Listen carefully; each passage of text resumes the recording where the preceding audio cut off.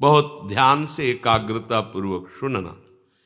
जो हम प्रयासरत हैं पर हम साधना की ऊंचाई पर नहीं पहुंच पा रहे, इसमें सीधे अनुभवरा इंद्रियों की गुलामी। धैर्यपूर्वक सावधान होकर श्रवण करें। इंद्रियों की गुलामी, आप अपने को ज्ञानी माने, विद्वान माने, भगत माने, महात्मा माने, वीर माने, कुछ भी, ये गुलामी छूट जाए तो अभी तुम स्वरूप में स्थित हो जाओ। ये जो हमारी 5 ज्ञानेंद्रियां हैं, आंख, कान, नाक, जिह्वा और त्वचा, नेत्रेंद्री, श्रवणेंद्री, घ्राणेंद्री, रसेंद्री और त्वगेंद्री, ये 5 विषयों में, पूरी सृष्टि को इन 5 विषयों में रख दिया गया है। रूप, शब्द, गंध, रस, स्पर्श, ये 5 ज्ञान इंद्रियों के विषय हैं। आंख रूप, कान शब्द, नाक गंध, जिह्वा रस और त्वचा स्पर्श, इसी में सारे सुखों को, सारे विषयों को रख दिया गया है। जगत में ये केवल 5 ही प्रपंच का विस्तार किए हुए हैं। कोई इन 5 में फंसा है, कोई एक एक में फंसा है। उपासक को स्वतंत्रता तभी मिलेगी जब पहले शास्त्र और गुरु की परतंत्रता स्वीकार करे। शास्त्र और गुरु का भय, शास्त्र और गुरु का शासन स्वीकार करे तो इंद्रियों के विषयों से हटने का उसको सौभाग्य मिल जाएगा। अगर वो शास्त्र और गुरु से स्वतंत्र है तो इन प्रपंच में वो परतंत्र रहेगा। सिद्धांत है ये। आजकल सबकी यही मांग है कि मैं किसी के अधीन नहीं, मेरा जीवन स्वतंत्र, मैं जो चाहूं वो कर सकता हूं। स्वतंत्र का हो, इंद्रियों के गुलाम हो, मन के गुलाम हो, विषयों के गुलाम हो। तुम विषयों को नहीं भोग रहे, विषय तुम्हें भोग रहे। विषय तुम्हारे अधीन नहीं, तुम विषयों के अधीन हो, विवेकहीन हो, इसलिए तुम समझ नहीं पा रहे हो।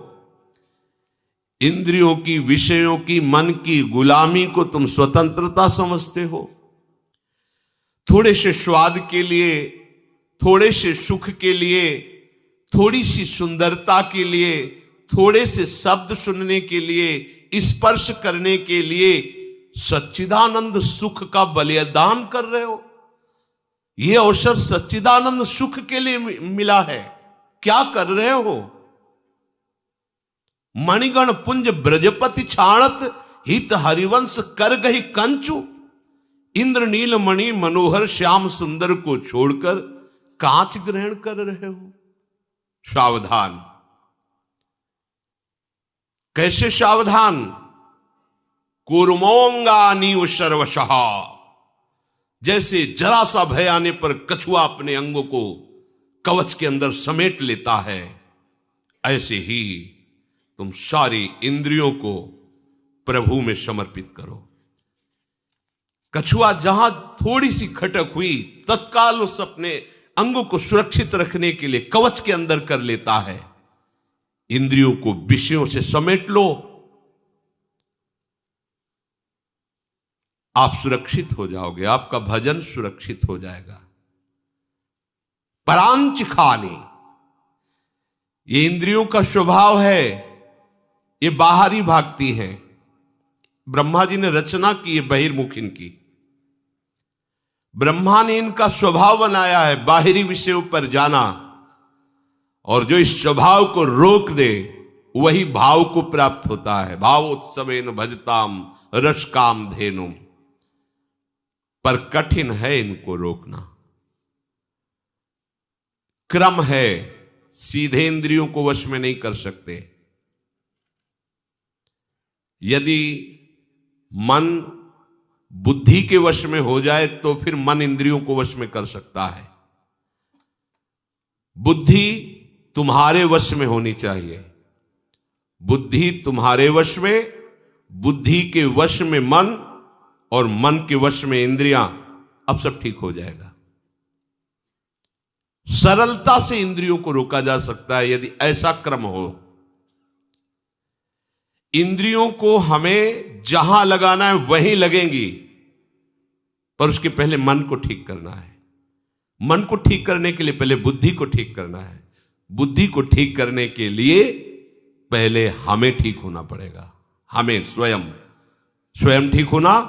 मैं प्रभु का हूं, प्रियालाल का हूं, कोई संसारी नहीं हूं। कल जैसे एक प्रश्नकर्ता प्रश्न कर रहा था कि आप बड़े बड़े महात्माओं की बातें बताते हो तो भगवान के स्वरूप हैं, वो भगवान के नित्य जन है, हम कहां? ये घाटे की बात है। हम सब उसी बड़े के हैं।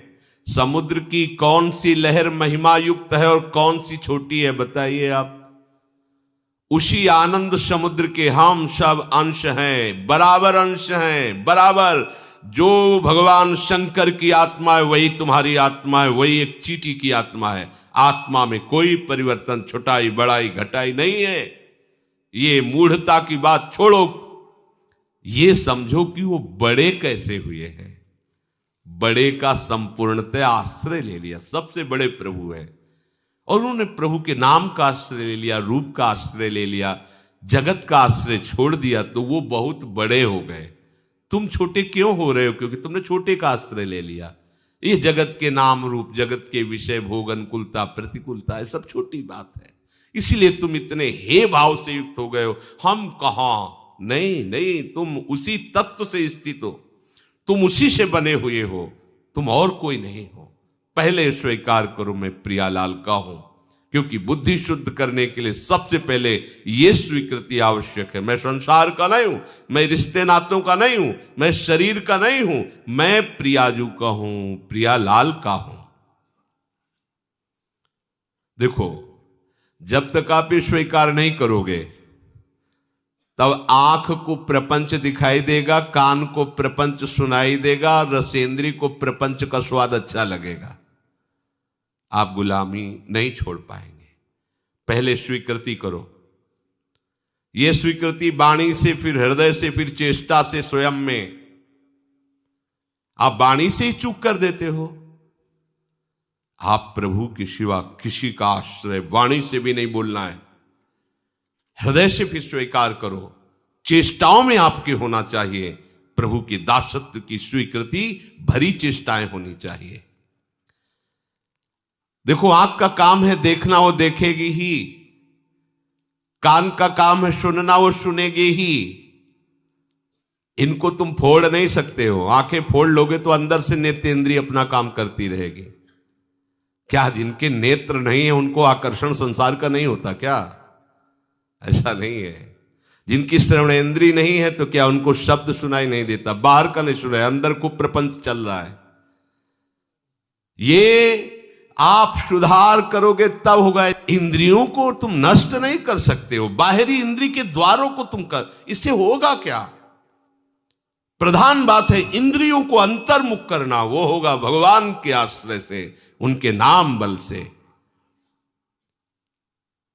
हमारे पास आंख है, कितना बढ़िया है।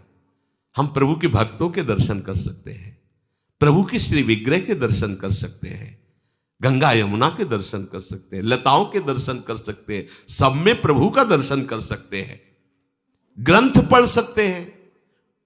आंख ने हमारा क्या बिगाड़ा है? तुम इसको जो दिखाना चाहते हो वही वो दिख रही। हमारे कान हैं भगवान के यश सुनने के लिए, भगवान का नाम कीर्तन सुनने के लिए। जरूरी तुम प्रपंच सुनो, गंदी बातें सुनो? ये सब इंद्रियां हमारी बहुत सहायक हो जाएंगी यदि आप इस सूत्र को समझ लें।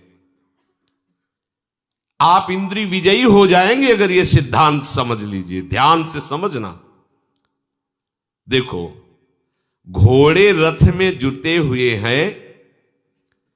रथ को खींचकर लक्ष्य पर पहुंचाना घोड़ों का ही काम है।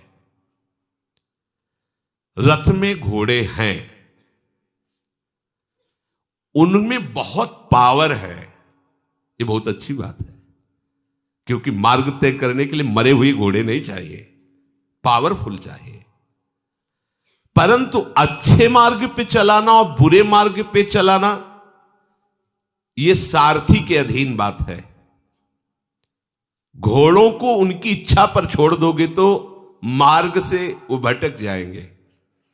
घोड़ों को सही दिशा पे चलाने के लिए लगाम होती है, लगाम के अनुसार, और लगाम होती है सारथी के हाथ में, और रथी का पूरा जीवन सारथी के हाथ में है।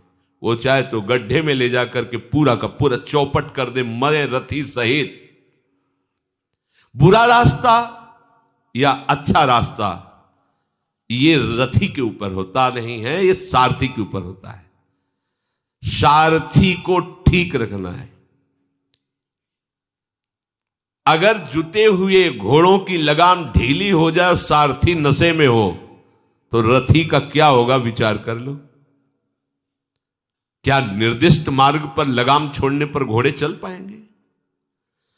सारथी मद से मतवाला हो रहा है, क्या उसको पता है कि उसका लक्ष्य क्या है? वो भूल जाएगा क्योंकि मदिरा पिए हुए है। शास्त्रों में इंद्रियों को घोड़ों से तुलना की गई है। इंद्रियाणि हया नाहुर विषयास्तेषु गोचरान।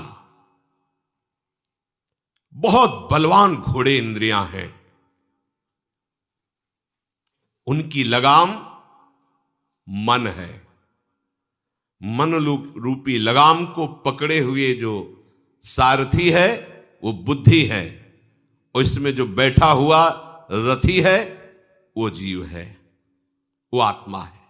जो आत्मा है वो रथी है, रथ में बैठा हुआ है। विद्य शरीर रथ में तू, ये शरीर रथ है, आत्मा रथी है, बुद्धि सारथी है, मन लगाम है, इंद्रियां घोड़े हैं। ये शास्त्र कह रहा है। इसी रथ में बैठकर हमें अपने असली घर पर पहुंचना है, प्रभु के पास। ये रथ मिला है यात्रा तय करने के लिए, प्रभु के धाम में पहुंचना है। इसलिए अपनी आत्महत्या मत करो। आत्महत्या, अगर ड्राइवर नशे में है तो पूरा का पूरा गाड़ी चौपट कर देगा, ऐसी जगह भिड़ा देगा, ऐसी जगह गिरा देगा, बिना लक्ष्य के चला देगा। सबसे पहली दवा करनी है रोगी ड्राइवर की, सारथी की। ये विषय रोग से ग्रसित बुद्धि, जिसने निश्चय किया है कि भोगों में सुख है, नशेबाज ड्राइवर है, और बहुत जोर की मदिरा चढ़ी, उससे तुमने पूरी की पूरी रथ और अपना जीवन समर्पित कर दिया, तो अब नष्ट ही होने के सिवा कोई मार्ग नहीं। विषयी बुद्धि कहां गिराएगी जाके, देख लो कैसी दुर्गति हो जाती है, नष्ट कर देती बुद्धि। क्या बताए, मेरी बुद्धि भ्रष्ट हो गई थी, मैंने ऐसा क्यों किया। आजीवन जेल, मरने के बाद नरक। एक घटना ने पूरे जीवन को बदल दिया। क्या हुआ? सारथी नशे में हो गया, लगाम ढीली कर दी, घोड़ों ने बलवान है, ऐसी जगह डाल दिया जाके, पश्चाताप के सिवा हाथ में कुछ नहीं रहता। अब हमें सावधान होना, बुद्धि की दवाई करनी है। तेषाम सतत युक्तानाम भजताम प्रीति पूर्वकम तो ददामि बुद्धि योगम तम। ये बुद्धि योग ऐसी औषधि आई, अब ये नशे में नहीं, अब बिल्कुल चैतन्य बैठी है। लगाम को खींचे हुए मन को अपने अधीन किए, घोड़े जाओ वहीं रुक जाएंगे, जिधर उधर मुड़ जाएंगे। सजेत हरिवंश चंद्र नामोच्चार वर्धित सदा सुबुद्धि, रसिक अनन्य प्रधान सत साधु मंडली मंडनो जयति। जिसकी बुद्धि निरंतर हरिवंश नाम जपती है वो सद्बुद्धि, उस बुद्धि में प्रकाश हो जाता है। प्रभु का नाम, प्रभु की लीला, प्रभु का रूप, प्रभु का गुण, यही बुद्धि में बैठना चाहिए। ये जो भोगों में बुद्धि बैठी हुई है, जगत की पद प्रतिष्ठा में बैठी हुई है, तो भोगैश्वर प्रसक्ता नाम तयापहृत चेतसाम व्यवसायत्मिका बुद्धि समाधौ न विधीयते। बहुत नशे में है ये ड्राइवर, ले जाएगा खंडक में गिरा देगा। जिसका भोगों पे महत्व है, जो ऐश्वर्य को देखकर महत्व करता है, पद प्रतिष्ठा को देखकर महत्व करता है, भ्रष्ट बुद्धि है, वो व्यभिचारिणी बुद्धि है। अपने अनन्य प्रभु को छोड़कर अन्यत्र दृष्टि रख रही हो, कभी भी समाधि को, समता को प्राप्त नहीं हो सकती। ऐसी बुद्धि का त्याग करना चाहिए, अर्थात उसकी सलाह ना मान करके उसे अपनी सलाह देनी चाहिए। नाम जप करवावे, प्रभु की लीला गुण गायन करे, प्रभु के लीला गुण सुने, इससे बुद्धि निरोग होगी, स्वस्थ होगी। जो अपनी बुद्धि को शुद्ध नहीं करता है, वो मानो ऐसा करता है जैसे कोई अंधा अपनी लाठी को किसी अंधे के हाथ में दे दे। चलो भाई मार्ग तय करो, दोनों मरेंगे जाके किसी अंधे कुएं में, दोनों लड़खड़ा के गिर जाएंगे, लक्ष्य तक नहीं पहुंच पाएंगे, क्योंकि पता ही नहीं है, दिखाई ही नहीं दे रहा है। अंधे नैव नियमाना यथांधाः, जैसे किसी अंधे को अपना समर्पण कर दे मार्ग चलते हुए, तो दोनों गिरेंगे लड़खड़ा के। इसलिए आंख वाले को अपना जीवन समर्पित करो, जिसके सहारे सहारे हम प्रभु तक पहुंच जाए। यह आंख वाला शास्त्र है, सदगुरुदेव है, भगवत प्रेमी महात्मा जन है। अपने जीवन की बागडोर इनके चरणों में, इनकी आज्ञा के अनुसार चलना ही बागडोर सौंपना है। हमें चलाने वाली बुद्धि है, जिसके दो कार्य होते हैं। बुद्धि का दो कार्य है, विचार करना, मीमांसा, और उस पर शासन करना। बुद्धि के पास दो विभाग है, ठीक ये नहीं ठीक, न्याय विभाग और शासन विभाग, ये बुद्धि के अंतर्गत है पूरे सिस्टम का। अगर बुद्धि ने से नहीं, मन हिल नहीं सकता, इंद्रियां भाग नहीं सकती, क्योंकि लगाम हाथ में खींच लिया। अब बुद्धि नशे में है, जिधर घोड़े खींच रहे हैं लगाम खींचती चली जा रही, सारथी बेहोश है, लगाम ढीली होती चली जा रही, बढ़ता रथ चला जा रहा है अमंगल की तरफ। मंगल भवन लक्ष्य में चलना था, अमंगल की तरफ जा रहा है। सुख सिंधु की तरफ बढ़ना था, दुखालय में बढ़ता चला जा रहा है। बुद्धि विकृत है तो न्याय क्या कर सकती है? ये बुद्धि मन के अधीन हो गई तो शासन क्या कर सकती, क्या संचालन करेगी लक्ष्य में पहुंचाने के लिए? निर्णय उल्टा करेगी बुद्धि, सारा का सारा लक्ष्य पलट के रख देगी, पतन हो जाएगा। बाद में कहते मेरी बुद्धि मारी गई, मेरी मति मारी गई, मैं निर्णय नहीं कर पाया, गलती हो गई। अब क्या? अब तो उसने गिरा दिया खंडक में, उठना मुश्किल हो जाएगा, सब टूट गया, उत्साह नष्ट हो गया। विपरीत बुद्धि का तत्काल इलाज करो, नहीं तो कहीं ना कहीं खंडक में गिरा देगी। ये विपरीत बुद्धि क्या है, कैसे पहचान हो? अधर्म धर्ममिति या मन्यते तमसावृता सर्वार्थान विपरीताश्च बुद्धि सा पार्थ तामसी। जो शास्त्र और गुरुजनों की आज्ञा का त्याग करके मनमानी आचरण करवाने में राजी हो, वो बुद्धि विपरीत है, तमोगुणी बुद्धि है। तामसी बुद्धि उल्टा निर्णय करती है। सीधा रास्ता जो संत सदगुरुदेव शास्त्र बताते हैं उस पे ना चल के अपने मन के अनुसार चलना, क्योंकि तमसा छन्न है, अविद्या से घिरी, अंधकार से घिरी हुई बुद्धि है, मोहग्रस्त बुद्धि है। मोहग्रस्त बुद्धि में ये सामर्थ्य नहीं रह जाती न्याय करने की, मोहग्रस्त बुद्धि में शासन करने की सामर्थ्य नहीं रह जाती।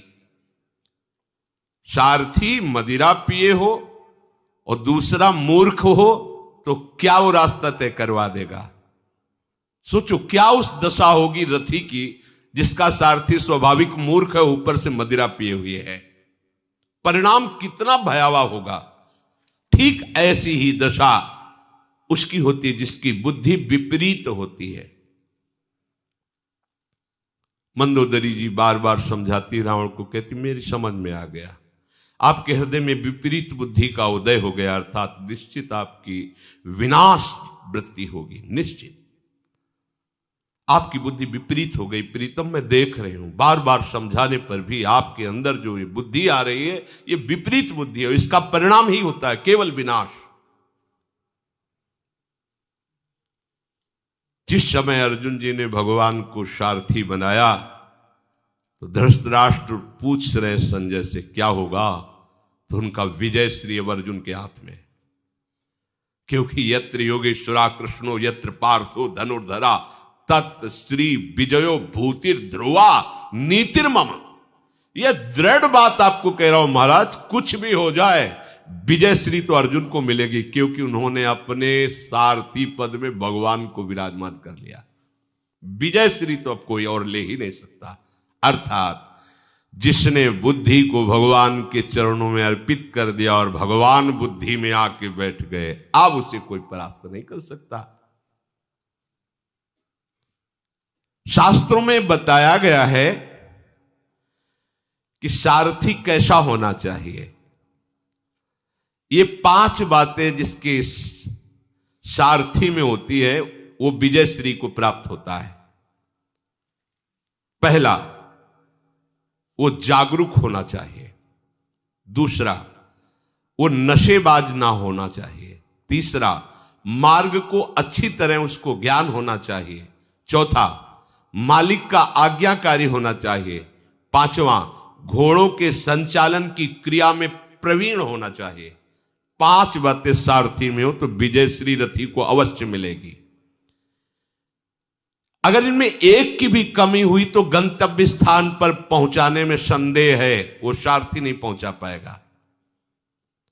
बहुत बलवान और चुस्त घोड़े हैं, चंचल घोड़े हैं। अब इनका जो सारथी है, यदि 5 बातें नहीं तो गिरा देगा। हमारी सारथी बुद्धि, पहले बुद्धि जागृत होनी चाहिए। जागरूक, जागृत। सोया हुआ किसे कहते हैं और जगा हुआ किसे कहते हैं? जिसके मोह का नाश हो गया है उसे जगा हुआ कहते हैं, और जो मोह से युक्त बुद्धि उसे सोई हुई बुद्धि कहते हैं। बिनु सत्संग विवेक न होई, राम कृपा बिनु सुलभ न सोई।